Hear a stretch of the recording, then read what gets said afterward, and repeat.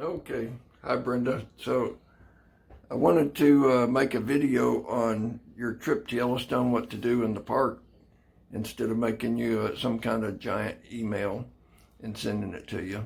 So I'm going to try to go through it that way.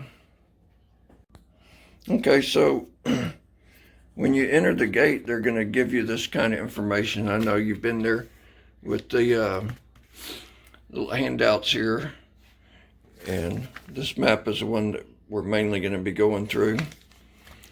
But you can also get from the visitor center these little paper handouts that go in detail for mainly for your hiking and stuff if y'all want to do some hiking. But you would go into information center to get those.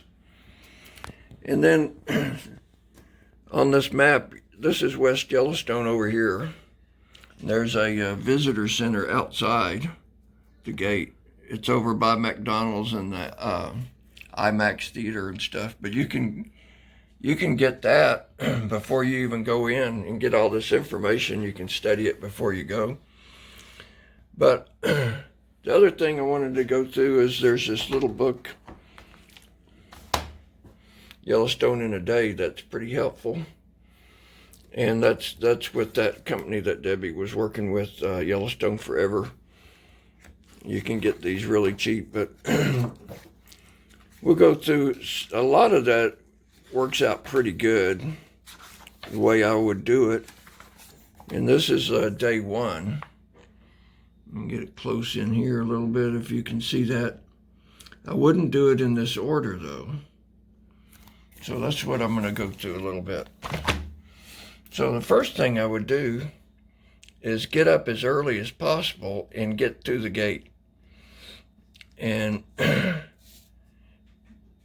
if you run into traffic jams right in this area along at the 9 Mile Bridge, there's a bathroom. It's the only one you're going to get until you get to Madison Junction. That can come in handy if there's some animals on the road, which sometimes happen there, and you can get stuck for a while. But try to get in the gate as early as possible. I would blow right through Madison, take a right, and come down and go to Old Faithful. And that's where I would start. Well, actually, the first day, I think I would stop at Grand Prismatic very first, because it gets really busy, and there's hardly any parking. So if you could get Grand Prismatic the very first stop on the very first day, and each one of these little sections, you can figure about 45 minutes to an hour, all these little sections of travel. And that's if no animals or there traffic jams. So run through here, the first day hit Grand Prismatic, first stop. Then go over to Old Faithful. Now when you go to Old Faithful, and if you guys want to do any walking at all, there's a really cool place to go. And let me see if I can find it here. Here we go. This is the layout of the Old Faithful area.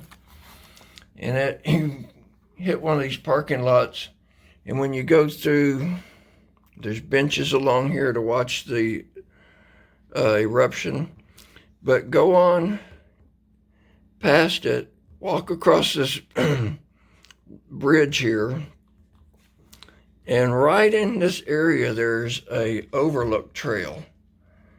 If you take that overlook trail, it's short, it's a little bit steep, but if you go up there on top of that overlook trail, you'll get a really cool view of the eruption like you probably haven't seen before.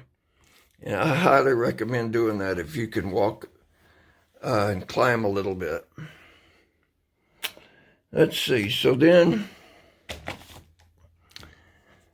after you do the Old Faithful, I think I'd spend a lot of the first day, since you're in the geyser area. I might even go over here to West Thumb next and spend a little time at West Thumb. It's the geyser region. Yeah, you might shoot down here to Grant Village. It's it's really scenic and stuff, but the main attraction in that area is West Thumb Geyser region. Really cool hike. If you want to do a hike, about 2 miles out to Riddle Lake. It's a flat, easy trail. Really, really scenic. Beautiful lake. Then, let's see.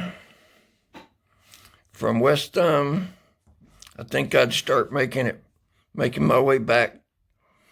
And this picnic area is really beautiful right here. This whole little stretch of the road is really neat. And if you're going to have a picnic lunch, which I would probably advise doing, I think I would eat picnic lunch right there. And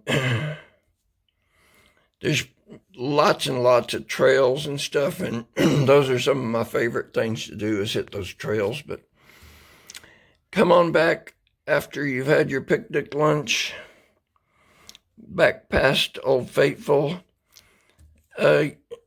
This Black Sands Basin and Biscuit Basin, really, they're pretty neat too. They're just as good as Old Faithful or West Thumb as far as the geysers go, and hot pools mainly.